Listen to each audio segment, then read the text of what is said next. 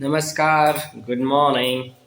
आज आमच्या आईचा लवकर स्वयंपाक बिपाक उरकला. आम्हाला जायचंय आज रानात.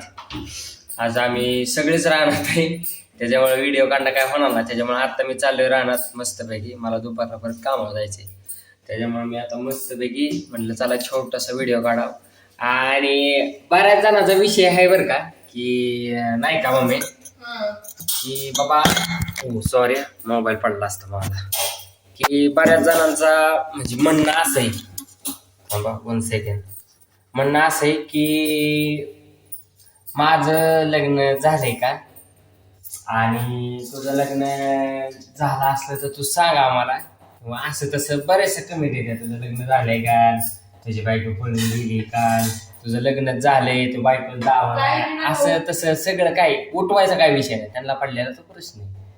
तर विषय कसा आहे की बऱ्याच जणाला आमच्या महेश काकीने व्हिडिओ टाकलेला, ते माझा तुम्ही काय रे मध्ये सिरियसली असल्यावर तरी. आणि मग तिने जे व्हिडिओ टाकला होता ती माझ्या टिळ्याचा कार्यक्रम होता. म्हणजे ती नातेवाईकातलीच एक मुलगी होती, आणि म्हणजे नातेवाईक माझ्या, त्याच्यामुळे ती काय झालं नाही. कारण की म्हणजे तसं झालं होतं, पण लग्नाचं ठरलं होतं. पण विषय कसा झाला की त्यावेळेस फक्त आम्ही टिळा लावला होता. म्हणजे एक पारंपरिक कार्यक्रम, म्हणजे जेव्हा म्हणजे कोणी बी मुलगी बघायला गेलं तर पहिल्यांदा ती हळदी कुंकू लावून कार्यक्रम करतात. ती तसा विषय झालता ना, की माझं लग्न झाले नाही की माझा साखरपुडा झालाय, अशातला काही विषय नाही. की विषय कसा आहे की त्यांच्या थोड्याशा जास्त अटी होत्या. म्हणजे त्यावेळेस ठरलेल्या त्याप्रमाणे काय झालं नाही. मग ती नंतर थोड्याशा वाढत गेल्या, त्याच्यामुळं मी ती कॅन्सल केलं. मी अगोदरच सांगितलं की नकोय मला, की कारण काय होतं, अपेक्षा आपण जसं जसं पूर्वत जाईल तसं तसं अपेक्षा वाढत जातात, आणि परत न ती लग्न होऊन सुद्धा त्रास होऊ शकतो. त्याच्यामुळे मी माझ्याच मनाला समजवलं, आणि त्या क्रियेतनं म्हणजे त्या विषयातनं मी बाहेर पडलो. त्याच्यामुळं माझं काय लग्न झालेलं नाही, साखरपुडा बी नाही. फक्त ती एक आम्ही सगळे आनंदाच्या कार्यक्रमात होतो म्हणून ती आनंदाचा व्हिडिओ तिने टाकला होता, असा विषय. आणि त्यानंतर मी बाहेर पण गेलो होतो, त्याच्यामुळे माझं व्हिडिओ पण बंद झालं होतं, आणि असा विषय होता. मी आता परत चालू केलेलं आहे. मी काय असं म्हणजे नाही का डिप्रेशन वगैरे म्हणजे तसला काही विषय नाही माझा. हे सांगायचं होतं मला, म्हणून मी तुम्हाला आपला हा एक छोटासा व्हिडिओ काढला आणि सांगितलं. त्याच्यामुळे कोणी काय टेन्शन घेऊ नका. हा म्हणजे असं जरी काय म्हणणं नका की बाबा तुझं लग्नच मोडलंय, ते लग्नाचा विषय झालाच नव्हता.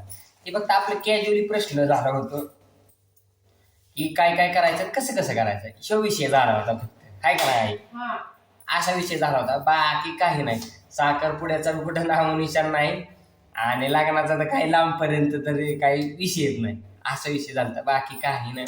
आता काय असतं की थोड्याशा असतात माणसाच्या अपेक्षा, पण ज्या समोरच्या माणसाने ज्या अपेक्षा केलेल्या आहेत ती तरी आपल्याला पुरवता आल्या पाहिजे ना. आता आपण मस्त म्हणतो अपेक्षा आहेत, आपण अपेक्षेप्रमाणे जर आताच्या जसं बोललोय त्याच अपेक्षेने जर आपण ठरलो, आणि जर पुढे जाऊन जर आपल्याला अजून जर त्यांच्या अपेक्षा वाढल्या तर आपण तेवढं करू शकत नाही. मग त्या अपेक्षा इन्व्हॉल्व झाल्या असत्या त्यात, त्याच्यामुळे मी कॅन्सल केलं. आणि समजून मी घेतल्या पाहिजे त्या अपेक्षा. म्हणजे बऱ्याचशा अपेक्षा, म्हणजे त्यातली एक अपेक्षा मी सांगितलं तुम्हाला की विषय काय होता. फक्त त्यांचं म्हणणं अपेक्षा लय मोठ्या मोठ्या होत्या, म्हणजे आम्हाला काय सांगायचं, त्यांचं म्हणणं असं वाटवू शकत, पण लय मोठ्या मोठ्या. त्यांचं म्हणणं असंच होतं की लग्न आता पारंपरिकच आहे. एखादं मुलीचं लग्न मुलाकडे जरी आता कॅज्युअली झाले, मुलं सगळे लग्न करतात, म्हणजे मुलाकडची सगळी लग्न करतात, त्याचा काही विषय नाही.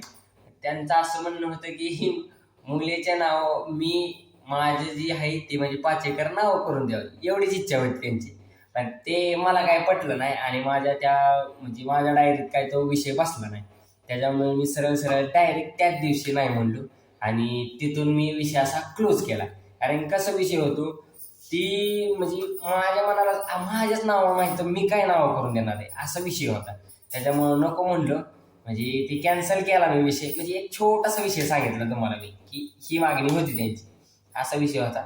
म्हणजे त्याच्यामुळं मला असं वाटलं की हे नाही झालेलं कधीही चांगलं. आणि माझं अजून बी खूप चांगलं आहे, काही विषय नाही. माझ्या घरी तुम्हाला खरं सांगायचं म्हणलं, माझ्या घरी खरं सांगायचं म्हणलं की माझी आई चांगली, माझं वडील चांगले, मला एक छोटासा जॉब चांगला आहे, मला चांगल्या बऱ्यापैकी मी माझ्या आईबापाचं, माझ्या होणाऱ्या वाईफचं आणि माझ्या शेती बिती सांभाळू शकतो, एवढा मला पगार पाणी येतो. माझ्या शेतीतही भरपूर माझ्या पोटाला भागेल एवढं माझ्याकडे पिकतं, काय विषय नाही.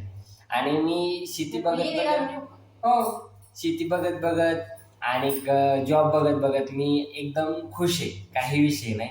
आणि मला खुश बघून माझे आई बाप बी तेवढ्याच उत्साहाने कामं करतात, त्याच्यामुळे मला काही कोणाचं काही वाटत नाही.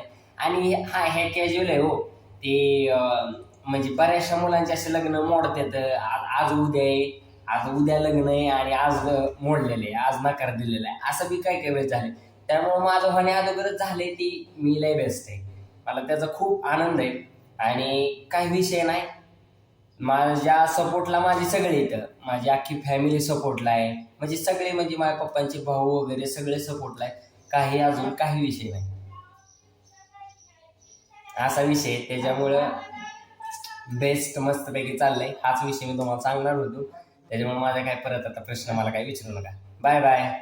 ओके. आमचं पप्पा अजून घरीच आहे. पप्पा कसं आहे पप्पा आमचं एक कसं काय चालल्यात, कुठं चाललंय बाबा?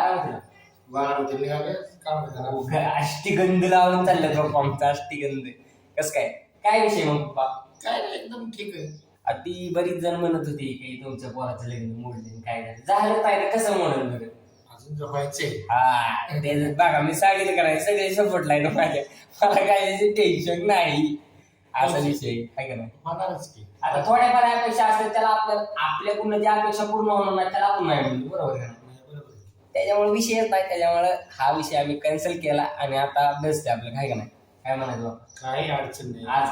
आज डे कसा चाललाय तुमचा? म्हणजे काय विषय तुम्हाला रेग्युलर आता तुम्ही बारामतीला जाऊन वगैरे, बाबा तुमचं बरोबर आहे भाऊ, काय रोज बारामतीला मस्त काय वाटत.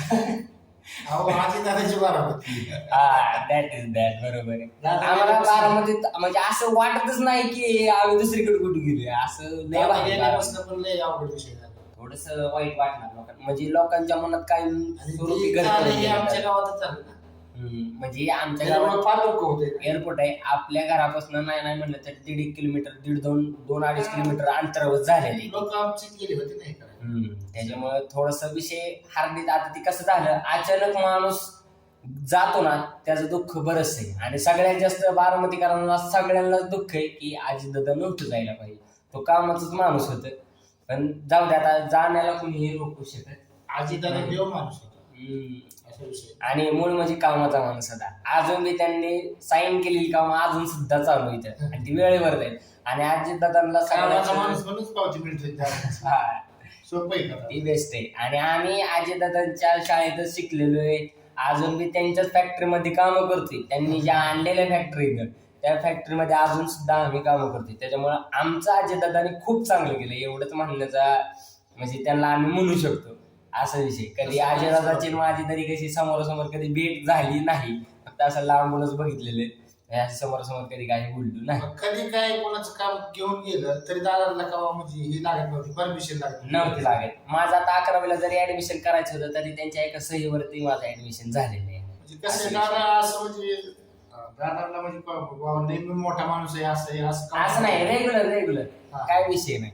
म्हणजे दादापाशी कोणी बारका जाऊ मोठा जाऊ सगळ्यांना समान, म्हणजे सांगणार सगळ्यांना एक लेवल समजायचं असं त्यांचं म्हणणं होतं.